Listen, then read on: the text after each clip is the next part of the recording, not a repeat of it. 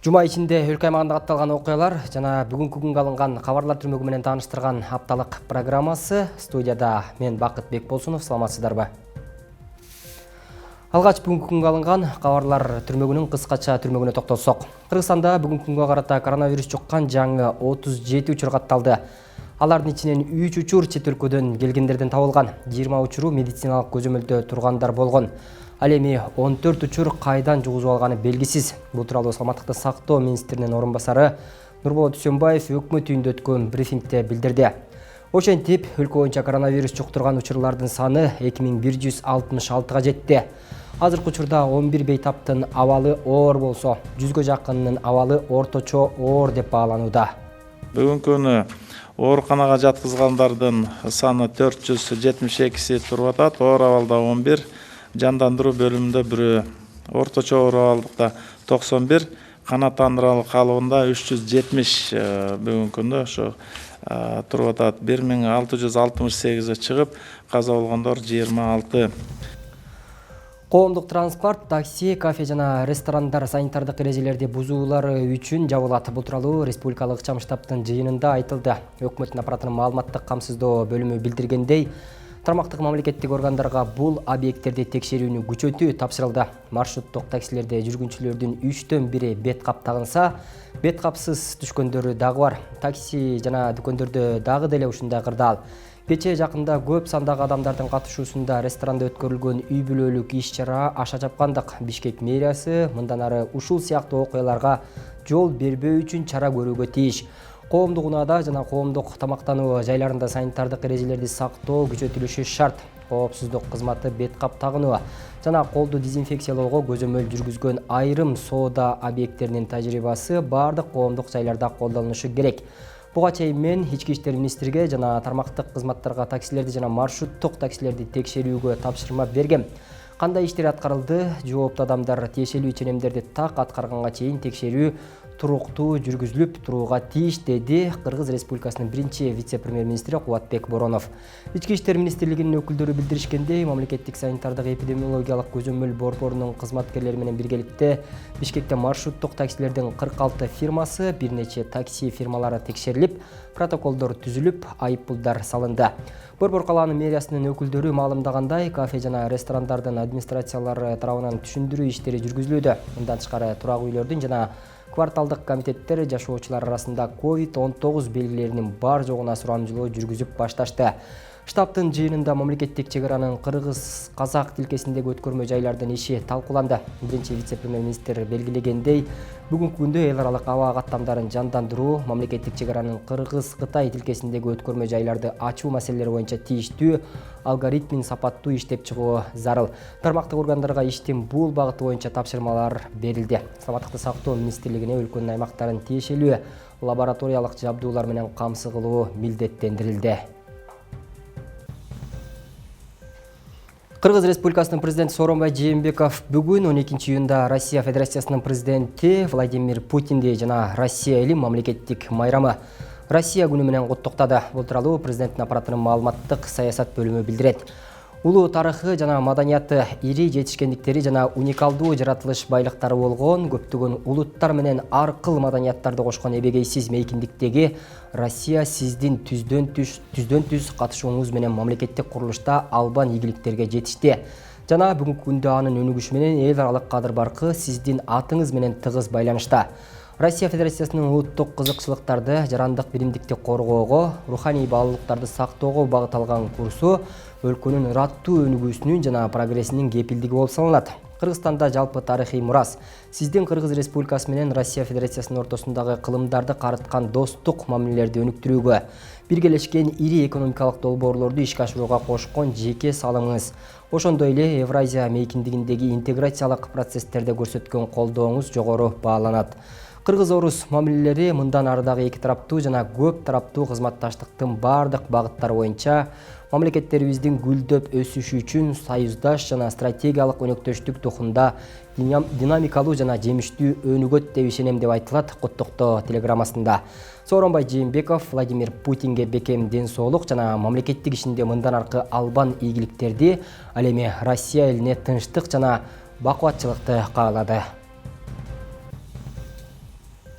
Еврокомиссия Шенген зонасына кирген евро биримдиктин өлкөлөрүнө 1-июлдан тартып баскыч менен тышкы чек-араларды ачууну баштоого сунуштама берди. Комиссия бул убакытка чейин биримдиктеги өлкөлөр арасында чектөөлөр алынат деген көз карашта. 30-июнга чейин евро биримдиктин чек-аралары 3-өлкө жарандары үчүн жабык болот. Еврокомиссия 1-июлдан тартып бир нече категориядагы чет өлкөлүктөр үчүн, анын ичинде студенттер жана жогорку квалификациялуу жумушчулар үчүн чек-араны ачууну сунуштоодо. Чөлкөм азырынча туристтерди кабыл албайт. Бул арада 1-июлдан тартып евро биримдикке кирбеген бир нече Балкан өлкөлөрүнүн жарандары үчүн дагы чек-араны ачуу сунушталууда. Андан аркы чечимдер эпидемиологиялык кырдаалга жараша болот. Ал арада Шенген зонасына кирген өлкөлөрдүн консулдуктары тарабынан виза берүүнү жандандыруу үчүн критерийлер да иштелип чыкты. Бирок так датасы айтыла элек. Еврокомиссиянын сунуштарын евро биримдиктин өлкөлөрү жактырышы керек. Евро биримдикке кирген өлкөлөрдүн көбүндө коронавирус жуктурган жана өлгөн кишилердин саны азаюуда. Программабызды улантабыз, эми кезекти кабарчыларыбыз даярдаган чакан баяндарга берели. 2010 жыл өлкөнүн түштүгүндө 400дөн ашуун адамдын өмүрүн алган июнь окуяларына быйыл 10 жыл болду. Бул күнгө карата Ошто жана Жалал Абадта маркумдарды эскерүү иш-чаралары өттү.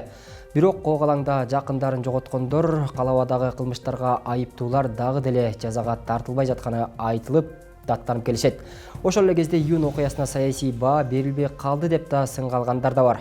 Өлкө башчысы Сооронбай Жээнбеков иш сапарын алкагында 2010 жылдагы июнь окуясынын 10 жылдыгына карата каза болгондорду эскерди.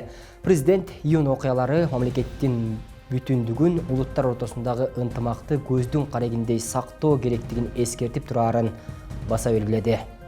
Өлкөнүн түштүк аймагындагы каргашалуу июнь окуясына быйыл 10 жыл болду. Расмий маалыматтарга ылайык, андан каза тапкандардын саны 442, ал эми жабыркагандардын саны 2000ден ашуун. Ошондой эле июнь окуясында 57 адам дайынсыз жоголгон. Андан кийин алардын саны кыскарып ДНК табылгандан кийин 19 адам дайынсыз бойдон калууда. Жыл сайын аларды эскерүү иш-чарасы Ош шаарындагы энелердин көз жашы эстелигинде өтүп келет. Көйнөктүн көбү кетсе да көкүрөктүн тагы кетпейт демекчи, биз келип жакындарыбызды ушул мынандай оңуп кеткен фамилиарный болсо дагы ушинтип келип ар дайым эскерип турабыз гүлдөрдү коюп. Ош шаарынын тургуну Тынар Косуева 2010 жылдагы июнь окуясында бир тууган инисин жоготкон. 23 жаштагы жалгыз иниси Оштогу жогорку окуу жайдын бүтүрүүчүсү катары экзамендерге даярданып жүргөн. Окуя жүз бергенде үйүнө алайга жолго чыккан бойдон дайынсыз болгон. Жаш жигиттин дайынсыз жоголгондугун уккан ата-энеси ооруп каза болушкан. Улуу эжеси инисин жыл сайын ушул күнү эстеп Ош шаарындагы энелердин көз жашы мемориалдык комплексине келет. Мен өзүмдүн мына бир тууганым жеке мына Козыев Советбек Байышевич деп менин бир тууган иним да мына дайынсыз жок болуп кеткен. Жылына мен ушул жерге келип, ушул мына ол эненин көз жашы деп коюлган жерге келип, мен дайыма келип ушул фамилиясын окусам дагы кандайдыр бир жүрөгүмдө эме болсо деп ушинтип келип гүлдөрдү коюп келип турамын. Дайыма. Жылына биз акактап күтөбүз ушул июнь окуясын. Ар дайым. Бирок булар дагы мына талапка жооп бербейт, оңуп кеткен. Мынакей жаан чачым болуп, мен азыр инимдин фамилиясын мына араңдан гана зорго окуп турам, мисалы. Биз эгер ошол июнь окуясында биз жоголуп, бизге балдарыбыз гүл койсо, аябай сонун бакыт болот эле. Биз баары бир унута албайт экенсиң эне. Ат өчүп калабы дейт экенсиң, бойдок бала болсо. Ич жүрөгүбүз неметпей түнү менен уктабай чыгабыз. 10-июнь келатканда ушунча жыл болуп кеттиби деп өзүбүздү аябай неме кылабыз. Дайынсыздар коомунун төрайымы Шани Топчубаеванын уулу Мирбек Арзыбаев дайынсыз жоголгон. Уулунун дайынын билбей каттуу ооруга чалдыккан эне өзү сыяктуу жакындарын жоготкон энелердин башын бириктирип, коом түзүп аны жетектеп келүүдө. Уулунун күйүтүн тартып келген эне ушул күнгө чейин окуяга саясий баа берилбей келгендигин айтат. Башка энелердин көңүлүн алып, аларды сооротуп келет. 23 адам болгон, азыр дайын ДНКда табылгандар чыгып кеткен, азыр 13 адам барбыз. Ошо булар 13 тең дайын табылы элек, булардын көйгөй аябай күч, ошолорду жетектеп, ушулар табылгыча деп, кээ бирде урушуп кетебиз, стресске чыдабаганда, кээ бирде кайта бири-бирибизди алдайбыз. Ушундай неме экен да. Жинибиз келгенде неме кылабыз, ушул ичкен энени ыйлатпасын экен да. Мамлекет башчысы Сооронбай Жээнбеков бүгүн 10-июнда 2010-жылдагы июнь окуясынын 10 жылдыгына карата каза болгондорду эскерди. Президент энелердин көз жашы мемориалдык комплексине гүл койду. Июнь окуясында каза болгондорго багышталып Куран окулду.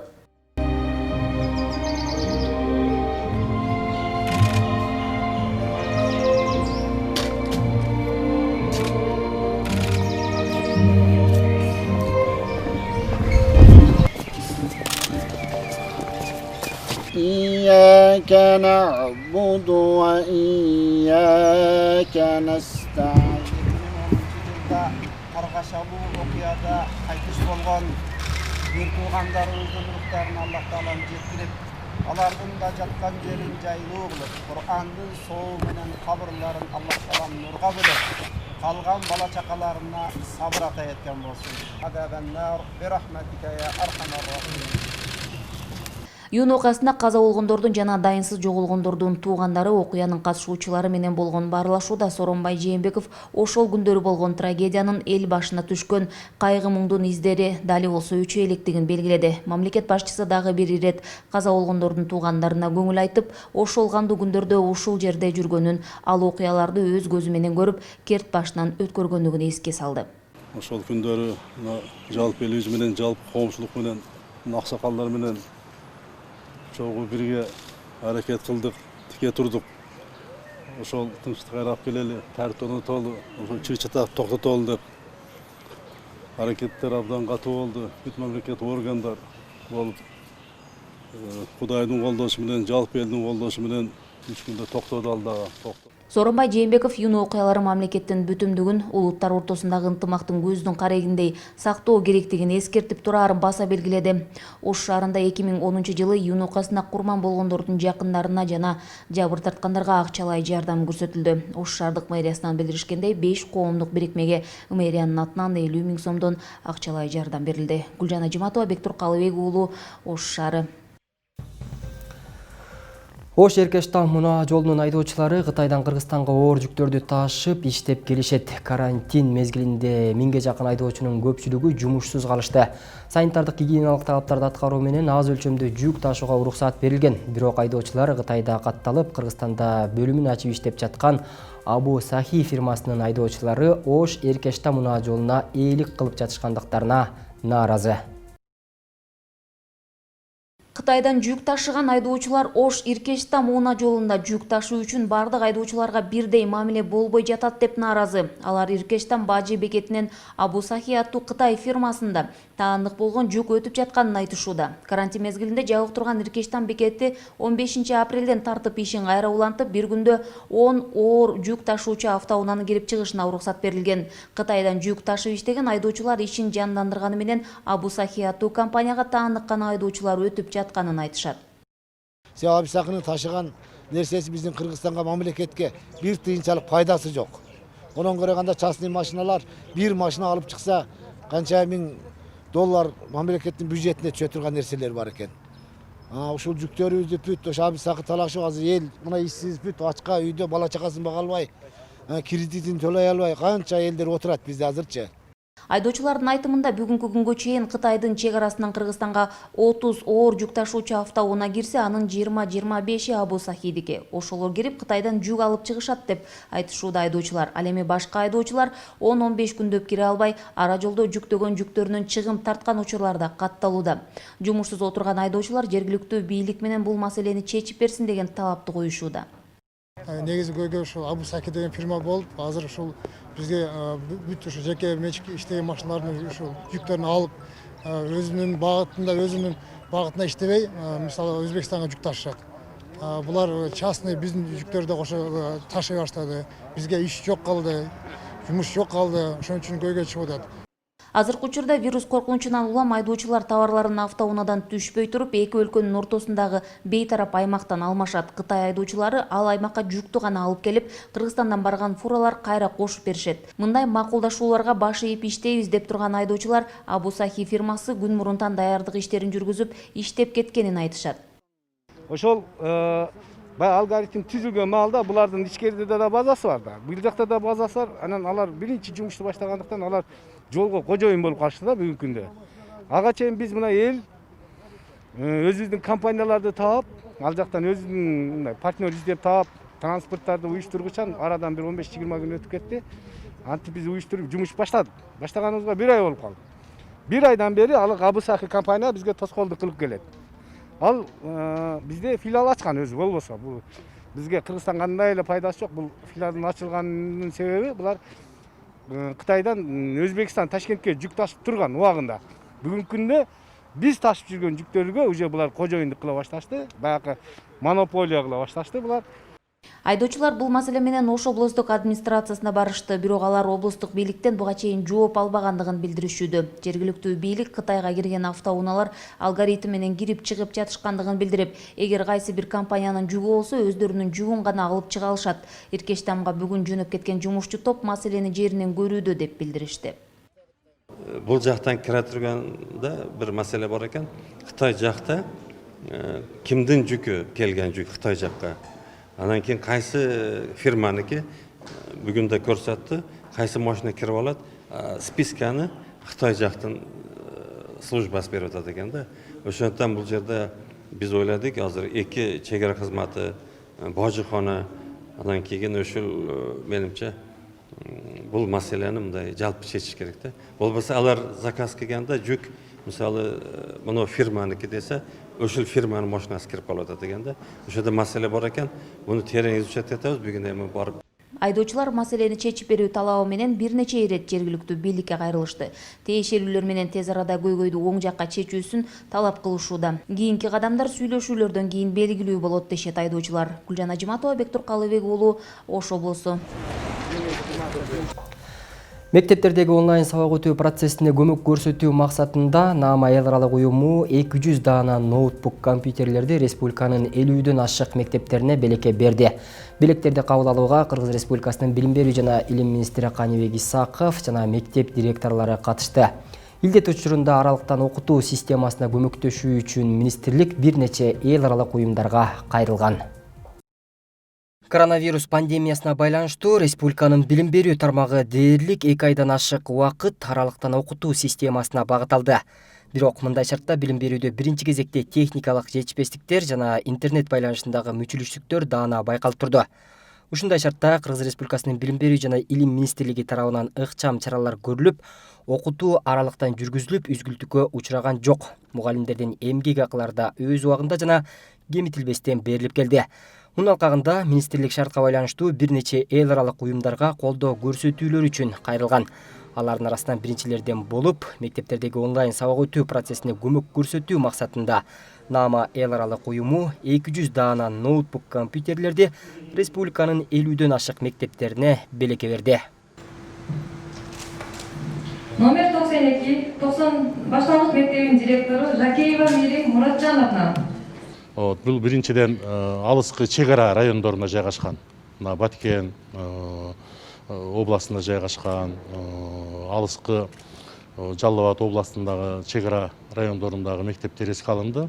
Мындайча айтканда Кыргызстандын бардыгы 7 дуанынан өзүнчө окуучулардын саны өтө көп болгон мектептерге берүү болуп атат бүгүнкү күндө. Азыр тизмесин дагы карап көрсөңүздөр болот. Бул жерде ачык айкындуулук бар. Анан өзгөчө ушул Наама жана Ала Тоо эл аралык уюмдары дагы өздөрү куруп, өздөрү ушул мезгилге чейин каржылап келген мектептер дагы эске алынды. Себеби алардын дайыма камкордугунда турган мектептер дагы бар да, ал катарда. Ошол жагдайды эске алдык.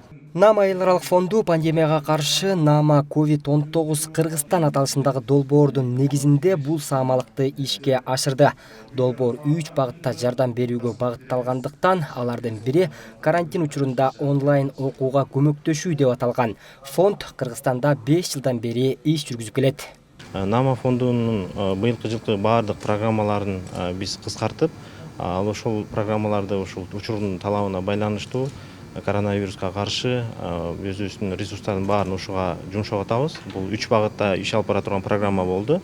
Биринчи багытыбыз медициналык, экинчи багытыбыз азык-түлүк тармагында муктаж болгон үйлөргө продуктларды беребиз, 350 тоннага жакын.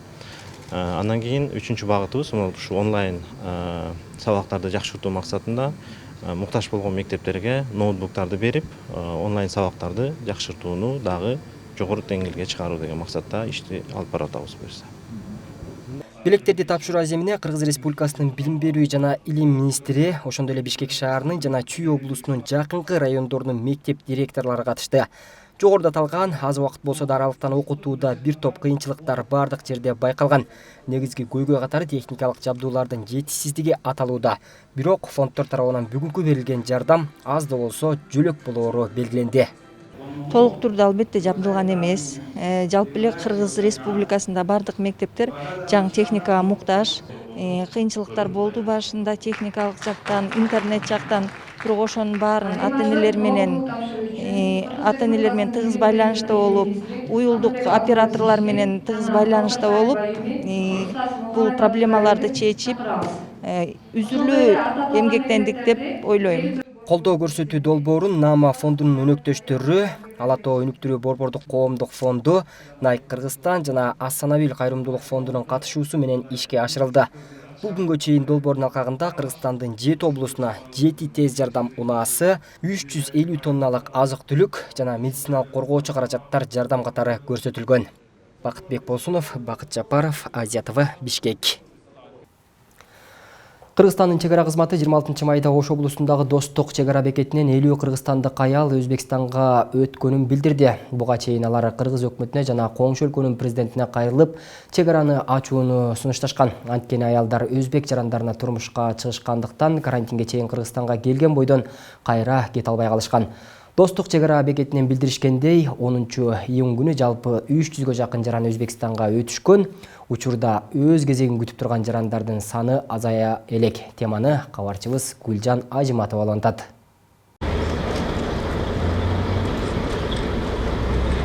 Буга чейин Достук өткөрмө бекетинин алдында топтолуп турган көптөгөн адамды көрүүгө болот эле. Өзбекстанга келин болгон ондогон келиндер чек аралары ачык учурда келип, кайра үйүнө кете албай калышкан. Pasport Kırgızistan pasportu keldi, buna kağızı delip var, bırak berбейт bizge. Ошо өзү келгенде паспортун тапшырат экен. Алар 21 майда Тышкы иштер министрлигинин Оштогу өкүлчүлүгүнө жардам сурап кайрылышкан. Алар үйүндө балдары күтүп жатканын айтып, коңшу өлкөнүн президенти Шавкат Мирзиёевден жардам сурашкан. Чогулган аялдардын айтуусунда Өзбекстанга үй бүлөсүнө бара албай жаткан келиндердин саны 100гө жакын. Bu yerge unta katta da. Unta katta ikkita bala bor. Өзбекстандын Кашкадария облусунун тургундары Нарзиевдердин үй бүлөсү Кыргызстанга 9 март күнү өтүшкөн. Достук чек ара бекетинен өткөн үй бүлө Бишкек шаарына барышкан. 10 күн аралыгында отурумдук жумуш менен алектенишкен. Ал арада өлкөдө карантин киргизилип, 2 ай бою жумушсуз отурушту. 2 ай жаттык карантинге. Карантинде 2 ай жаттык, иш жок. Дем алып эми кайра үйгө жөнөдүк. Азыр адамдарды өткөзбөй жатат. Биз бүгүн эртең менен келдик бул жерге. Бүгүн азанда келдик. Достук чек ара бекетине чогулган 10 чакты Өзбекстандын жарандары бүгүн эртең менен бул жерге келишти. Чек арадан аларга жакынкы күндөрү өтүп калаарын билдиришүүдө. А вам сказали, сколько дней подождать? Может 1 день, может 2 дня. Может неделю. Самый максимальный неделю сказали. Вчерашний. 23 майдан тарта Өзбекстан өзүнүн жарандарын кабыл ала баштады. Өзбекстандын Кыргызстандагы элчилигинин маалыматы боюнча 4300 өзбек жараны чек арадан өттү. Кыргызстандын чек арасынан өткөрүүдө эч кандай чектөө жоктугун чек ара кызматынан билдиришти. Кыргыз тарап эч кандай Өзбек Республикасынын жарандарына чектөөлөрдү койгон эмес. Өзбек Республикасынын жарандары үчүн мамлекеттик чек арадан өтүү, үйлөрүнө кайтып кетүү үчүн ачык чек ара. Бирок коңшу мамлекет Өзбек Республикасы тараптан өздөрүнүн иштелип чыккан алгоритми бар. Ошонун негизинде кабыл алып атышат жарандарын. Ошонун негизинде биз тараптан өткөрүлүп атат. Кыргыз Республикасы тараптан дагы бир жолу кайталайм, эч кандай чектөөлөр жок. İki balası var, bala uşu bala. Hayırlı alana bulara hayırlı bazara. Ya kızım yok, karay durgan. Ал арада Өзбекстандан Кыргызстанга 2 айдан бери өтө албай жаткан келиндер бар. Жалал Абад облусунун Базар Коргон районунан келген Шахзода Ташбаева келини Жумагүл Акуновага Кыргызстандын жарандыгы берилген эместигин айтат. Мындан улам ал ар 2 ай сайын Өзбекстанга кирип чыгууга милдеттүү. Эгер белгиленген убакыттан бир күн өтүп кетсе, ага айып пул салынат. Бир нече жылдан кийин документтерин тапшырып паспорт алам дегенде өзү коңшу мамлекеттен өтө албай турат. Март айында коңшу өлкөгө кирип кеткен келин бүгүнкү күнгө чейин чыга албай жатат. Анан келиним биякта Өзбекстанда, Кыргызстан паспортун алып келген жараны. Бирок мына справка берди, бирок өзү келиш керек экен. Анан кийин паспорт Өзбекстан паспорт тапшырып туруп анан паспорту алыш керек экен. Ага келиними өткөрбөй атат посттон. Мына азыр мына кечеден бери отурабыз дагы биз. Бирок мен өзүм мындай группадамын, биринчи группадамын. Мени карай турганым жок. Бул Кыргызстанга турмушка чыккан келиндердин көпчүлүгү туш болгону көйгөй. Анткени алар алгач барып өз өлкөсүнөн барганда Ташкенттен барып каттоодон чыгып келиши керек болот. Аялдар болсо тиричиликтешип, айрымдары акча жоктугунан ал жактан каттоодон чыга албай, анан документ алуу созулуп жүрө берет. Айрымдары 5 жылдан ашык, кээдеги болсо 10 жылдан ашык жүрүшөт. Ал эми Өзбекстандын өзүнүн ички процедуралары бар экен. Алар өздөрүнүн жаранын чет мамлекетке чыгарганга чейин ошол кайсыл мамлекетке бараткан болсо, ошол мамлекеттин расмий түрдө макулдугун бериш керек экен да. Биз өзүбүздүн аймакка ошол жаранды кабыл алууга даярбыз дегендей макулдук керек экен. Ошондуктан азыр бүгүнкү күндө Кыргызстанга бир туугандарына келем деген Өзбекстандын жарандары биздин Ташкенттеги элчиликке кайрылса расмий түрдө, анан кийин биздин элчилик Өзбекстан бийлигин маалымдайт.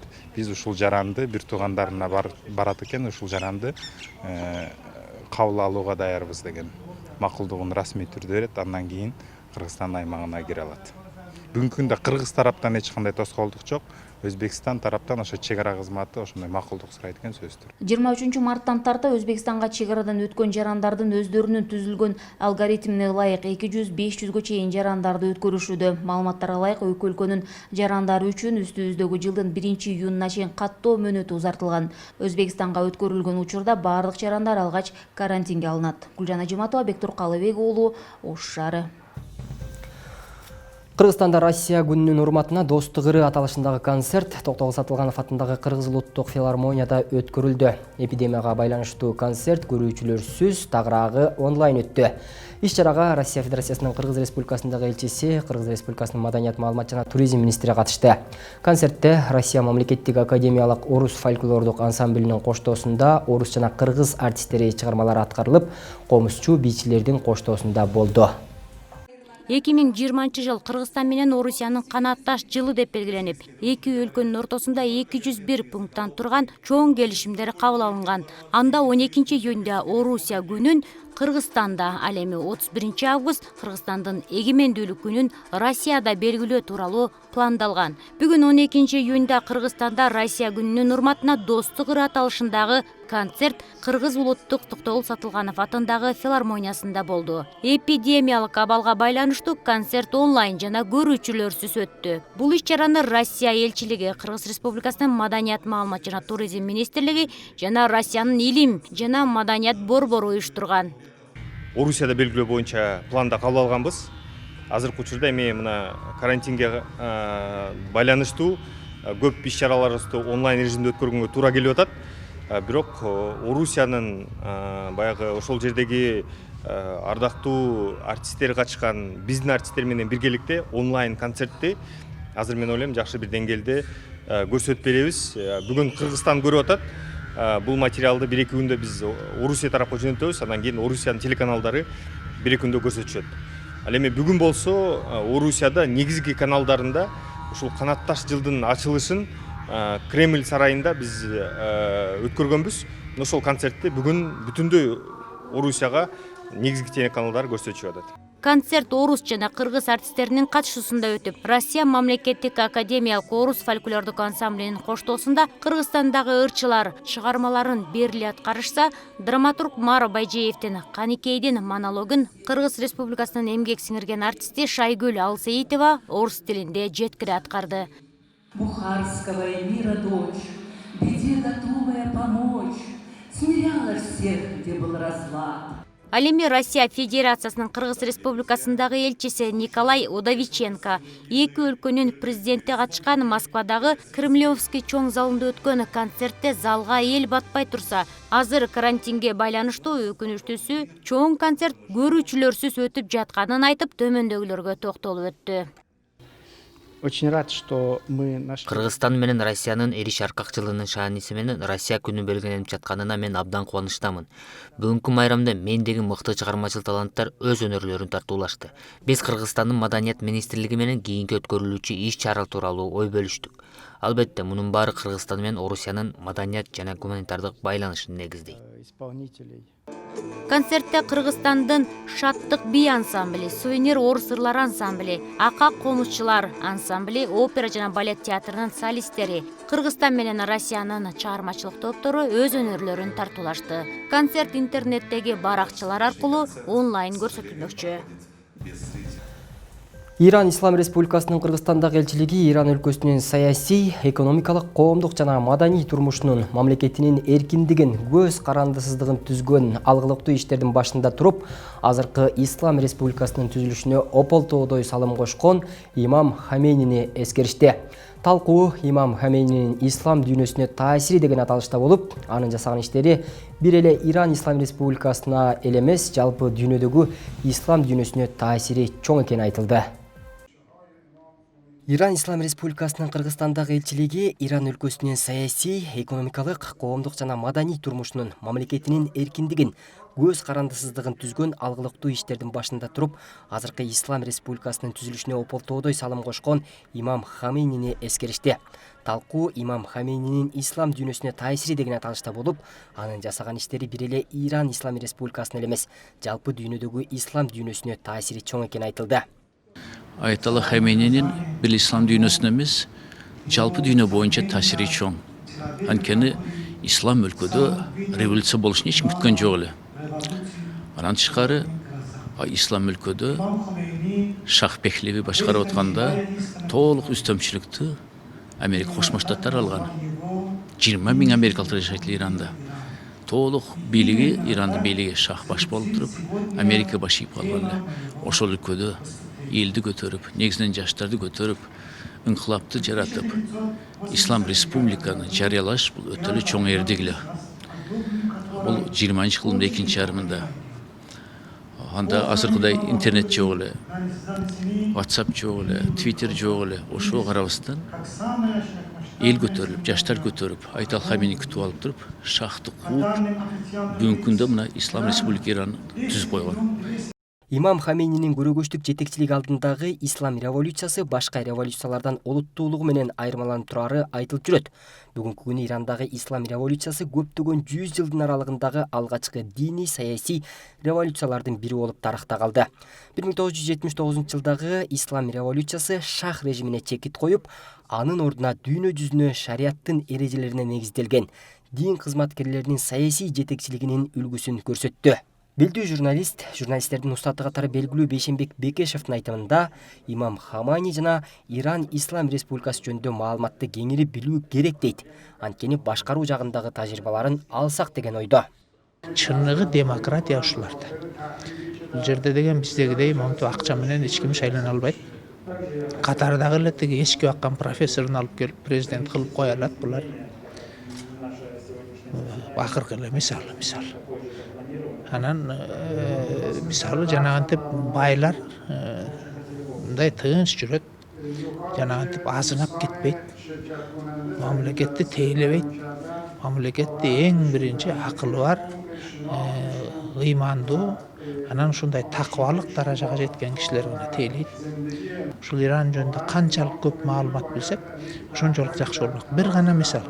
Могул жерде толтур агайлар отурат, вуздун мугалимдери. Вуздун мугалими, жогорку окуу жайдын мугалими Иранда. Студент кыздан жанында бир күбө отурбай экзамен ала албайт. Эгер ошентип алып барып экзамен алса, студент кыздар аны соттойт. Бүгүнкү иш-чара имам Хамейнинин өлгөнүнүн 31 жылдыгына арналып, ал жөнүндө эскерүү сөздөр көп айтылды. Анын ислам өлкөлөрүнө болгон көз караштары да талкууланды. Ал өзүнүн шахка карата күрөшүн 1963 жылы баштаган экен. Bismillahirrahmanirrahim. Имам Хамани өзүнүн күрөшүн 1963 жылы баштаган. Ал өзүнүн инсандык күчүнүн негизинде Иран Ислам Республикасын түзгөн жана өлкөгө чыныгы исламды алып келген. Бүгүн биз анын өлгөнүнүн 31 жылдыгын эскерүүдөбүз. Ал киши жөнүндө сүйлөшүп көп нерсени талкууладык. Өзүбүздүн ойлорубуз менен бөлүштүк. Анын Ислам Республикасына жана ислам өлкөлөрүнө болгон көз караштарын талкуулаганга чогулдук. Талкууда имам Хамайни жөнүндө пикирлердин көпчүлүгү анын ишмердүүлүгүн жана инсандык сапаттарын мындан да тереңдетип билип жана дагы да жайылтуу тууралуу сөздөр айтылды. Бакытбек Болсонов, Майрамбек Асанов, Азия ТВ, Бишкек. Бул аптага алынган жаңылыктар мына ушулар болду. Ушул жана башка кабарлардын топтому менен 3W Чекит, Азия ТВ Чекит KG сайтынан жана Facebook, Instagram баракчаларыбыз аркылуу дагы таанышып турсаңыздар болот. Эми аптанын жагымдуу жаңылыктарынан көрүшкөнчө аман болуңуздар, кечиңиздер көңүлдүү улансын.